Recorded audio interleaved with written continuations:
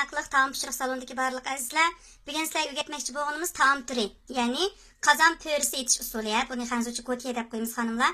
Buning xamir uchun ketadigan materiallar 3 piyola atrofida, odatdagi normal piyola, choy piyolasida 3 piyola atrofida un, bir tal tuxumning iqi. Undan keyin mushu bal qo'shqimizda 1,5 bal qo'shq tuzi, buni tuzini bek o'tkazib o'tmaymiz. Muvofiq miqdorda suv bilan xamirini chinroq lag'manning xamiridek qilib xamir yig'ib olamiz. Endi bu taomimizning qiymasi uchun ketadigan materiallar muvofiq miqdorda. Mayliqroq go'sht xonimlar, men bek mayliq go'shtni tanlab ketmadim. Agar menda qariroq go'sht qilsa, qiymasi ozroq tutilgan sumay yoki ablashmay qo'shib o'tamiz-da. Bir bosh piyoz, muvofiq miqdorda palak. Palakning o'rniga kuda, ya'ni jusak qilsanglar bo'ladi, yoki bo'lmasa manti kavasini qirg'ichdan o'tkazib, kav aralashtirsanglarmi ta'mi shunchalik yaxshi bo'ladi. Undan boshqa buning qiymasi uchun ketadigan shu dori darmaklarimizdan 1 bal qo'shq atrofida oq murch, 1,5 bal qo'shq atrofida qora murch, 1,5 bal qo'shqdan sal ko'proq kavavchin uni, ya'ni kavavchin uni muvofiq miqdorda tuz ishlatamiz. Tuzni tetirchilik solsak bo'ladi. Agar o'z ta'm bilan qilaman desanglar, dori darmak solmaymi qilishga bo'ladi.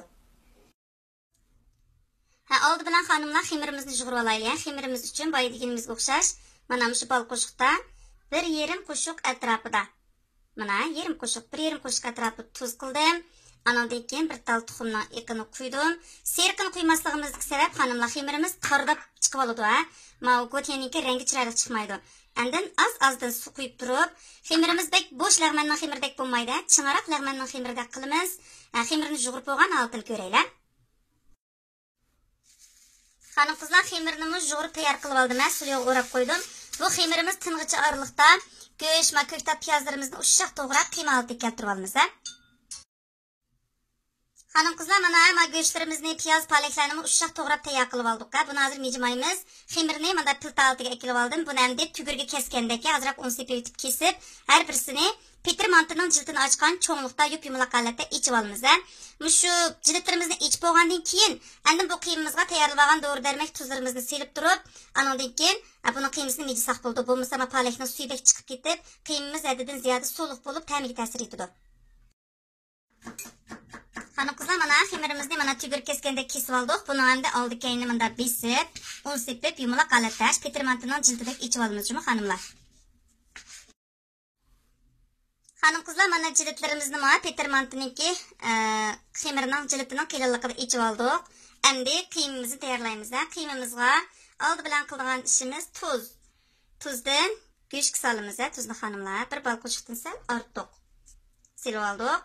Andan keyin boya biz tonishtirgan kavavchin, aqmish, qarmishlarni soldik. Bu dori darmaklarni solmayam qilishga bo'ladi. Andan keyin chuchitilgan sumaydan, shu go'shtinglarniki shu mayliq emas darajasi qarab qilsanglar bo'ladi. Men 2 tomoq qo'shq atrofida qildim. Go'shimga abaysal may to'g'rab etdim xonimlar. Shunga endi buni undan mejib tuz ta'mini tetib olamiz. Tuzi tetimasa, yana silib etsak bo'ladi. Xonim qizlar, bu xil qozon pörisini tugish usulini ko'rsatib qo'yaylik. Xuddi petermant tugish usuliga o'xshash. Bu apam tugib xonimlar, men suratga ilyapman. Mana bir tarafdan chindib qilib bo'lgandan keyin, men buni 3-qarada o'tgan rangli mat etish usulidan bek aniq ko'rsatgan, shunda bo'lsa-mu, qayta bir ko'rsatib qo'yishni to'g'ri topdim xonimlar. Mana tugib tayyor qilib olib, endi tavuqimizni o'tga esib, o'tga qo'yib, ozroq may qo'yib qizitib olamiz. Xonim qizlar, men tavuqni qizitib, endi sumay qo'yamiz. Sumayni quygan vaqtda mana shunchalik miqdorda qo'ysanglar bo'ldi. Tavuq qiziq bo'lganligi uchun sumaymi, yoki puraksiz sumay bo'lganligi uchun buni tushirsanlar bo'ldi. Andan keyin har bir go'tiyaning ostini mayga tekkizib turib, mushtaq tizib olamiz. Mushta shaklda tizib chiqamiz xonimlar. Qozon to'shqichilik tizimiz. Mana xonim qizlar, orliqni bek yaqin qilib etmay bu shaklda tizimiz. Endi buni osti sal qizargan vaqtda, andan keyin 20 gacha qaynoq suvni quyib og'zini dimlab pishiramiz, suyuqlikchilik.